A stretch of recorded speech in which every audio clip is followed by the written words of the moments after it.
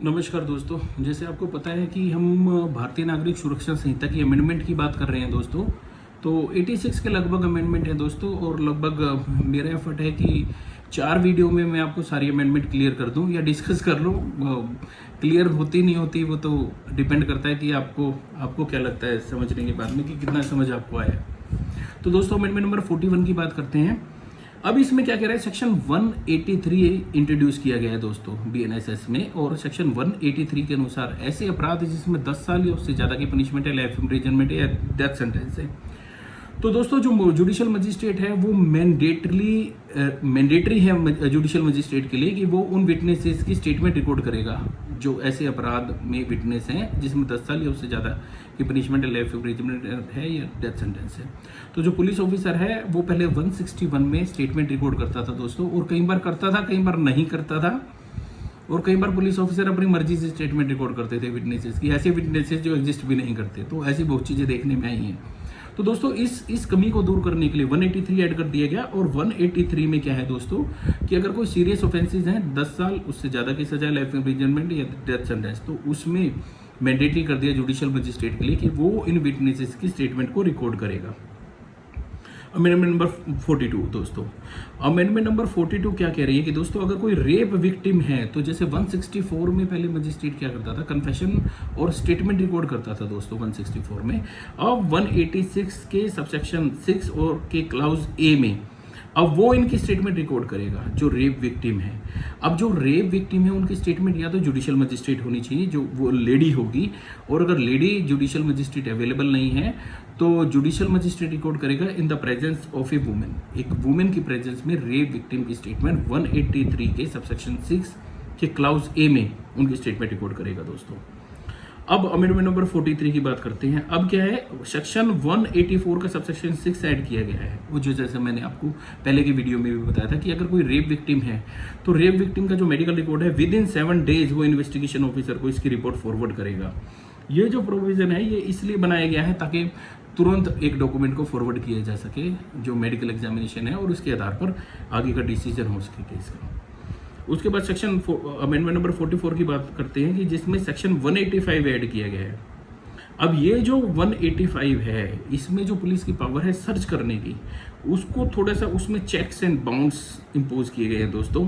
पहले क्या होता था कि जो पुलिस ऑफिसर है वो अपने बिलीफ के ग्राउंड पर, कि मुझे ऐसा विश्वास है, उसके ग्राउंड पर सर्च करता था। और अब क्या करना होगा उसको कि 185 के सबसेक्शन 1 में एक केस डायरी को मेंटेन करना होगा दोस्तों, अगर वो सर्च करने जा रहा है तो 185 के सबसेक्शन 1 में वो केस डायरी मेंटेन करेगा। और अगर वो कोई भी सर्च कर रहा है तो उसको ऑडियो वीडियो इलेक्ट्रॉनिक मीन्स से रिकॉर्ड करेगा, अगर किसी भी जगह को सर्च कर रहा है 185 के सबसेक्शन 2 में। और 185 के सबसेक्शन 5 में जो पुलिस ऑफिसर है वो इस रिकॉर्डिंग को 48 घंटे के अंदर अंदर जो भी इसका रिकॉर्ड है, उसके सर्च का रिकॉर्ड है, नज़दीक के जुडिशियल मजिस्ट्रेट को भेजेगा।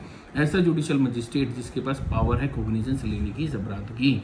तो बात सिर्फ इतनी है कि सर्च की पावर पहले भी थी पुलिस ऑफिसर के पास में, मगर अब अगर सर्च करेगा तो केस डायरी के अंदर रिकॉर्ड करेगा 185 के सबसेक्शन 1 में। और उसके बाद 185 के सबसेक्शन 2 में वो इसको ऑडियो वीडियो इलेक्ट्रॉनिक मीन्स के माध्यम से इसकी रिकॉर्डिंग करेगा। और 185 के सबसेक्शन 5 के अकॉर्डिंग में ये जो पुलिस ऑफिसर है ये इसको 48 घंटे के अंदर अंदर इस रिकॉर्ड की जो कोई भी कॉपी है वो उसको जुडिशियल मजिस्ट्रेट को सेंड करेगा जो एम्पावर्ड है इसकी कॉग्निजेंस लेने के लिए। अब बात करते हैं अमेंडमेंट नंबर 45 की। अमेंडमेंट नंबर 45 कह रही है कि जो एक्यूज्ड व्यक्ति है वो जब पुलिस कस्टडी में होता था तो उसकी पुलिस कस्टडी लेने की 15 डेज की पावर थी। अब ये जो सेक्शन 187 इंट्रोड्यूस किया गया है ये अपॉर्चुनिटी देता है कि वो कस्टडी में अगर है तो उसकी पुलिस कस्टडी लेने की, जो पहले क्या होता था कि जो पुलिस कस्टडी दी जाती थी वो चाहे जुडिशियल कस्टडी है चाहे पुलिस कस्टडी है, तो पुलिस कस्टडी 15 डेज तक एक्सटेंड हो सकती थी दोस्तों। तो अब ये क्या है कि ये जो पुलिस कस्टडी है ये स्प्रेड कर दी गई है 40-60 डेज की, और या फिर टोटल डिटेंशन अगर उसकी है 60-90 डेज की। तो ये जो कस्टडी है इस कस्टडी को बढ़ा दिया गया है। ये सेक्शन क्या कहता है कि अगर पुलिस ऑफिसर के पास में अगर ये कस्टडी है, अगर वो बेल पर नहीं है तभी वो कस्टडी ले सकता है, और या फिर उसकी बेल कैंसिल हो चुकी है तो वो कस्टडी ले सकता है इसकी। अब उसके बाद नेक्स्ट अमेंडमेंट जो है दोस्तों वो है अमेंडमेंट नंबर 46। अमेंडमेंट नंबर 46 क्या कह रही है कि जो सेक्शन 187 क्या कहता है कि अगर कोई व्यक्ति पुलिस स्टेशन में डिटेन किया गया है तो ऐसा जो डिटेंशन सेंटर होगा ये अब क्या नॉर्मली क्या होता है दोस्तों, कई बार पुलिस अरेस्ट करती है और अरेस्ट करने के बाद उसको अननोन प्लेसेस पर ले जाती है दोस्तों। वो अननोन प्लेसेस पुलिस स्टेशन नहीं है और ना ही स्टेट गवर्नमेंट ने उसको डिस्क्राइब किया है पुलिस स्टेशन या फिर कन्फाइनमेंट प्लेस या डिटेंशन सेंटर। अब क्या है 187 में क्या है कि जो डिटेंशन सिर्फ उस जगह पर हो सकेगी जो पुलिस स्टेशन है। अगर पुलिस कस्टडी के दौरान अगर किसी भी व्यक्ति को गिरफ्तार किया गया है तो उसको सिर्फ पुलिस स्टेशन में ही ले जाया जा सकता है, या फिर सेंट्रल या स्टेट गवर्नमेंट ने अगर प्रिजन डिक्लेयर किया गया है तो प्रिजन में ले जाया जा सकता है। तीसरी जगह पर पुलिस ऑफिसर नहीं लेकर जा सकता उसको। उसके बाद देखते हैं दोस्तों अमेंडमेंट नंबर 47। अमेंडमेंट नंबर 47 क्या कह रही है कि ऐसा व्यक्ति जो पहले कस्टडी में नहीं था मगर उसको अरेस्ट करना मैंडेट है, अब पहले कस्टडी में नहीं है, अब ये क्या कहना चाह रहा है दोस्तों, ये सेक्शन ये कहना चाह रहा है सेक्शन 190 कि अगर पुलिस ने कोई अपराध रजिस्टर किया है और ऑफेंस के रजिस्ट्रेशन के बाद में एक्यूज्ड को अरेस्ट करना जरूरी है मगर एक्यूज्ड की अरेस्ट नहीं कर पा रही पुलिस की, या तो वो एब्सकॉन्डेड है या फिर प्रोक्लेम्ड डिक्लेयर हो गया है, तो ऐसा व्यक्ति जो है अब पुलिस क्या कर सकती है कि उसकी सिक्योरिटी ले सकती है उस व्यक्ति के द्वारा और उसको मजिस्ट्रेट के सामने आने के लिए बोल सकती है और मजिस्ट्रेट उसको रिफ्यूज नहीं करेगा इसकी अगर उसकी चार्जशीट दी गई है, इस चार्जशीट को इस ग्राउंड पर कि आपने उस अपराधी को गिरफ्तार क्यों नहीं किया। मतलब कहने का मतलब ये है कि पहले जो 173(1) में जो चार्जशीट फाइल की जाती थी तो चार्जशीट तब फाइल करती थी पुलिस जब एक्यूज्ड को गिरफ्तार कर लेती थी, उसके बाद 60-90 डेज का पीरियड शुरू होता था चार्जशीट को या पुलिस रिपोर्ट को फाइल करने के लिए। अब क्या है कि पुलिस रिपोर्ट अपराधी की एब्सेंस में भी दी जा सकती है, या फिर अगर पुलिस को लगता है कि इस अपराधी को गिरफ्तार करना जरूरी नहीं है तो पुलिस क्या करेगी, उससे एक सिक्योरिटी ले लेगी। सिक्योरिटी का मतलब यह है कि एक बॉन्ड फिल कराएगी उससे और बॉन्ड फिल कराने के बाद में उस अपराधी को बोल देगी कि जब भी मजिस्ट्रेट समन करे या हम बताएं तो तुम्हें कोर्ट में जाना होगा। तो इस बॉन्ड की कॉपी लगाकर वो पुलिस रिपोर्ट को फाइल कर देगी और पुलिस जो मजिस्ट्रेट है, जुडिशियल मजिस्ट्रेट जो है, वो रिफ्यूज नहीं कर सकता कि आपने उसको गिरफ्तार क्यों नहीं किया गया और मैं पुलिस रिपोर्ट को एक्सेप्ट नहीं करता, तो ऐसा नहीं होगा, मजिस्ट्रेट रिफ्यूज नहीं कर पाएगा। उसके बाद देखते हैं दोस्तों अमेंडमेंट नंबर 48। अमेंडमेंट नंबर 48 में कह रहा है सेक्शन 193 सबसेक्शन 3 क्लाउज 1, उसमें क्या कह रहा है कि अगर कोई पुलिस रिपोर्ट पुलिस स्टेशन के ऑफिसर इंचार्ज द्वारा भेजी जाती है तो उसको इलेक्ट्रॉनिक मीन्स के थ्रू भी भेजेगा वो। पहले क्या होता था कि फिजिकल कॉपी भेजी जाती थी पुलिस रिपोर्ट की, अब 193 के सबसेक्शन 3 के क्लाउज 1 में क्या है कि जो पुलिस ऑफिसर है ऑफेंस की इन्वेस्टिगेशन कंप्लीट होने के बाद में जो पुलिस रिपोर्ट है वो इलेक्ट्रॉनिक मीन्स के माध्यम से भी भेजेगा। और सेक्शन 210 में टेक्नोलॉजी का मतलब ये है टेक्नोलॉजी कंपेटेबिलिटी फर्दर प्रोवाइड की गई है मजिस्ट्रेट को ताकि वो कोग्निजेंस ले सके पुलिस रिपोर्ट के ऊपर जो इलेक्ट्रॉनिकली उसको फॉरवर्ड की गई है। अब उसको फिजिकल कॉपी की भी ज़रूरत नहीं है, अगर उसको इलेक्ट्रॉनिकली मजिस्ट्रेट को पुलिस रिपोर्ट फॉरवर्ड की गई है सेक्शन 210 में तो भी उस पर वो कोग्निजेंस ले सकता है। इलेक्ट्रॉनिक एविडेंस का प्रोविज़न और ऐड किया गया है दोस्तों, तो इसमें जो पुलिस रिपोर्ट है उसमें जो कस्टडी की सीक्वेंस की डिटेल्स हैं वो भी इलेक्ट्रॉनिक डिवाइस के माध्यम से मजिस्ट्रेट को भेजी जा सकती है। उसके बाद दोस्तों अमेंडमेंट नंबर 49 ऐड किया गया है। अमेंडमेंट नंबर 49 में ये है कि विक्टिम सेंट्रिक बनाया गया है इस कोड को। विक्टिम सेंट्रिक का मतलब ये है कि 193 के सबसेक्शन 3 में क्लाउज 2 में मैंडेट किया गया है कि अगर पुलिस ऑफिसर किसी भी अपराध की इन्वेस्टिगेशन कर रहा है तो 90 दिन के अंदर वो इस इन्वेस्टिगेशन की प्रोसेस के बारे में कंप्लेनेंट को इन्फॉर्म करेगा। अब अगर वो कोई भी इन्वेस्टिगेशन उसने की है तो 90 डेज के अंदर उसको विक्टिम को इन्फॉर्म करना पड़ेगा अपनी इन्वेस्टिगेशन के बारे में। उसके बाद में अमेंडमेंट नंबर 50 देखते हैं दोस्तों। अब अमेंडमेंट नंबर 50 क्या कह रही है कि जो एक्यूज्ड को पुलिस रिपोर्ट की कॉपी या जो दूसरे डॉक्यूमेंट्स होते थे उनकी सप्लाई की जाती थी और उनकी सप्लाई करने में कई बार बहुत देर होती थी दोस्तों, तो इसके लिए 193 सबसेक्शन 8 ऐड किया गया है। अब इसमें क्या है, जो पुलिस ऑफिसर है वो उतने ही number of copies police report की उन डॉक्यूमेंट के साथ में उनकी इंडेक्स बनाकर एक्यूज्ड को सबमिट कर देगा, एक्यूज को फर्निश कर देगा, और इतनी ही कॉपी मजिस्ट्रेट को भी फर्निश कर देगा जब वो चार्जशीट फाइल कर रहा है। जब वो चार्जशीट फाइल करेगा तो इस चार्जशीट को फाइल करते समय जितनी भी पुलिस रिपोर्ट है, उस पुलिस रिपोर्ट की उतनी कॉपीज जितने एक्यूज्ड हैं उतनी कॉपीज बनाकर एक्यूज्ड को सबमिट कर देगा, एक्यूज्ड को फर्निश कर देगा, और इस पुलिस रिपोर्ट को सबमिट कर देगा मजिस्ट्रेट को। उसके बाद में अमेंडमेंट नंबर 51 देखते हैं दोस्तों। अमेंडमेंट नंबर 51 में सेक्शन 193 सबसेक्शन 9 में बताया गया कि फर्दर इन्वेस्टिगेशन हो सकती है दोस्तों। जो सेक्शन जो हम पुराना अगर कोड देखें सीआरपीसी का 173 सबसेक्शन 8 में फर्दर इन्वेस्टिगेशन का प्रोसीजर था, तो जो फर्दर इन्वेस्टिगेशन है वो अभी भी हो सकती है दोस्तों 193 के सबसेक्शन 9 में। तो ये जो इन्वेस्टिगेशन है ये 90 दिन में कंप्लीट करनी पड़ेगी, और अगर इसका एक्सटेंशन चाहिए तो कोर्ट इसको एक्सटेंशन दे सकती है, उसके लिए अलग से 90 दिन और दे सकती है दोस्तों। तो टोटल जो पीरियड होगा 180 डेज होगा फर्दर इन्वेस्टिगेशन का। उसके बाद में दोस्तों अमेंडमेंट नंबर 52 देखते हैं। अमेंडमेंट नंबर 52 में 194 सबसेक्शन 2 ऐड किया गया है।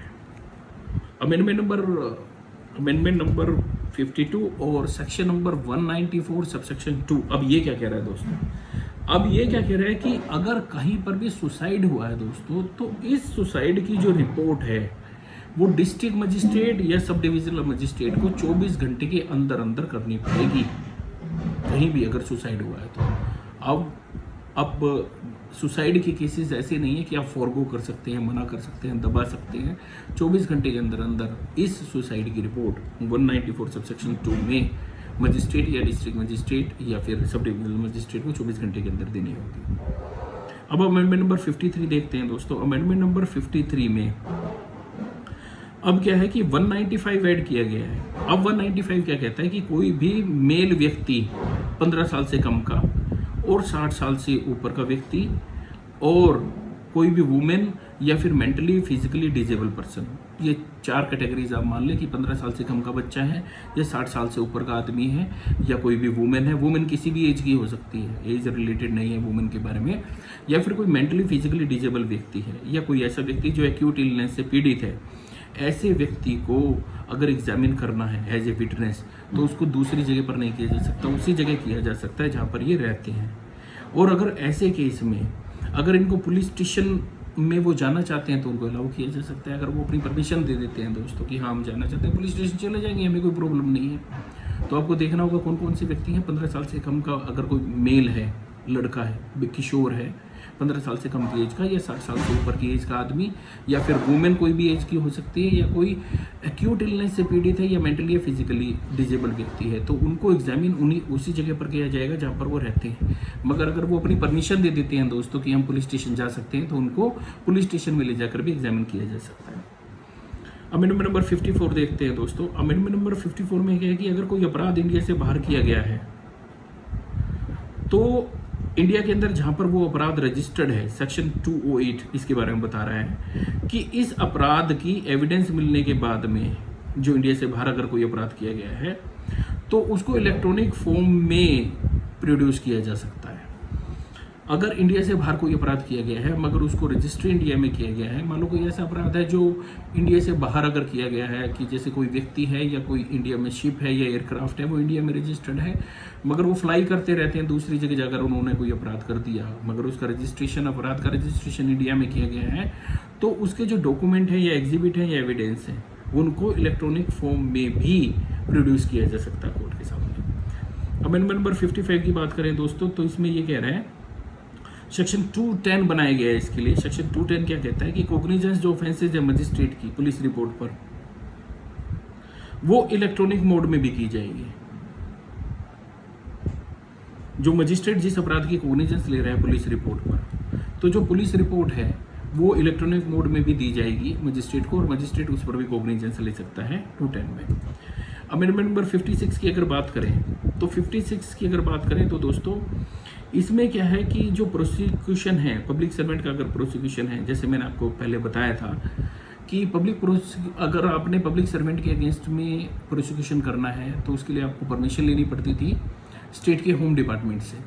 अब होम डिपार्टमेंट से अगर आपको परमिशन लेनी पड़ती थी तो वो परमिशन कई बार इतनी लंबी हो जाती थी कि कई कई साल लग जाते थे आपको, और कुछ लोग तो एक सिविल रिट पिटीशन फाइल करते थे हाई कोर्ट में, कंसर्न हाई कोर्ट में, कि इनको डायरेक्शन दी जाए कि ये हमारे को परमिशन दे। तो अब दोस्तों इसको ख़त्म करने के लिए सेक्शन 218 ऐड किया गया है। तो सेक्शन 218 क्या कहता है कि 120 दिन के अंदर अंदर उनको डिसीजन देना होगा इस रिक्वेस्ट पर। अगर ये नहीं 120 दिन के अंदर परमिशन देते तो इसका मतलब ये परमिशन आपको दे दी गई, ये अकोडेड मानी जाएगी, डीम्ड अकोडेड मानी जाएगी कि उन्होंने परमिशन अपनी दे दी। उसके बाद बात करते हैं दोस्तों अमेंडमेंट नंबर 57 की। अमेंडमेंट नंबर 57 क्या कह रही है कि नॉर्मली जो कंप्लेंट केसेस होते थे, तो कंप्लेंट केसेस में मजिस्ट्रेट जो कोग्निजेंस लेता था अपराध की, यानी समन इशू करने से पहले की जो स्टेज है जिसमें कोग्निजेंस ले रहा है वो, तो कोग्निजेंस लेने के बाद में उसके पास क्या ऑप्शन होते थे कि या तो वो ड्रॉप कर दे कोग्निजेंस को, या कंप्लेंट डिसमिस कर दे, या फिर समन इशू करे, और या फिर इंक्वायरी कराए इसके बारे में। तो अब क्या है कि अब इन चीज़ों को चेंज करने के लिए अब क्या हुआ है दोस्तों कि अगर कोई कंप्लेंट पर कोग्निजेंस ले रहा है मजिस्ट्रेट बिना अक्यूज्ड की नॉलेज की, तो सेक्शन 223 ऐड किया गया है दोस्तों कि जो मजिस्ट्रेट है वो अक्यूज्ड को एक अपॉर्चुनिटी देगा कि वो अपनी साइड प्रेजेंट कर सकता है कोर्ट में, इससे पहले कि कोर्ट कोग्निजेंस ले उसके अगेंस्ट में। तो एक अपॉर्चुनिटी दी जाएगी सेक्शन 223 में अक्यूज्ड को कि वो कोर्ट में आकर अपना पक्ष रख सकता है, और उसके बाद ही कोर्ट इस पर कोग्निजेंस लेगा अपराध पर। पहले कंप्लेंट केसेस में ऐसा नहीं था। पहले कंप्लेंट केसेस में आपने 200 में कंप्लेंट फाइल की, उसके बाद मजिस्ट्रेट के पास ऑप्शन है 201, 202, 203, 204 का ऑप्शन होता था मजिस्ट्रेट के पास में कोग्निजेंस लेने के लिए। अब क्या है, मगर वो जो कोग्निजेंस ली जाती थी वो अक्यूज्ड की एब्सेंस में ली जाती थी। अब क्या है कि कोग्निजेंस लेने से पहले मजिस्ट्रेट अक्यूज्ड को एक अपॉर्चुनिटी देगा कि वो आए और अपना पक्ष रखे, और उसके बाद ही मजिस्ट्रेट कोग्निजेंस लेगा अपराध की। अब उसके बाद देखते हैं दोस्तों अमेंडमेंट नंबर 59। अमेंडमेंट नंबर 59 कह रही है कि जो समन्स की इशू है या प्रोसेस है समन और वारंट की, वो इलेक्ट्रॉनिक मीन्स से भी की जा सकती है दोस्तों।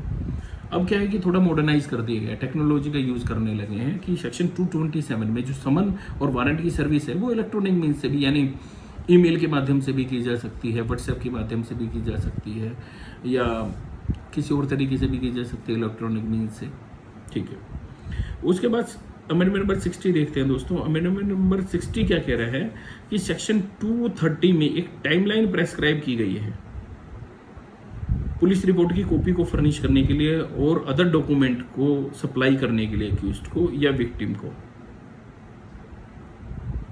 अब अक्यूज्ड जैसे ही प्रोड्यूस किया जाएगा कोर्ट में दोस्तों सेक्शन 230 में, तो 14 दिन के अंदर अंदर उसके प्रोडक्शन के 14 दिन के अंदर अंदर उसको डॉक्यूमेंट सप्लाई करने होंगे, पुलिस रिपोर्ट सप्लाई करनी होगी।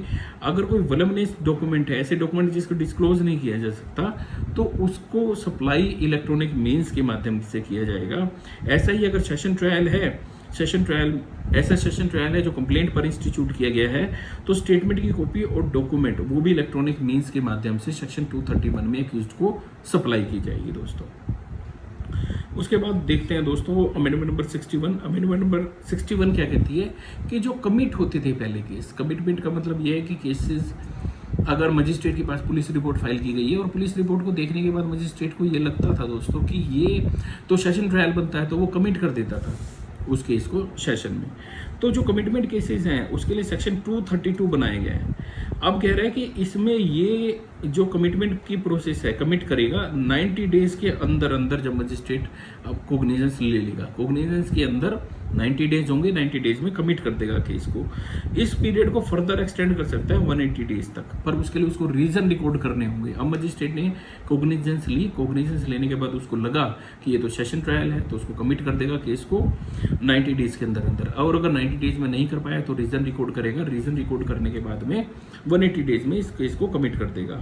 और अगर कोई भी एप्लीकेशन इस दौरान मजिस्ट्रेट के सामने फाइल की गई है तो उस एप्लीकेशन को भी फॉरवर्ड कर देगा सेशन में, कोर्ट ऑफ सेशन में, जहां पर ये केस कमिट किया गया है। उसके बाद दोस्तों अमेंडमेंट नंबर 62 देखते हैं।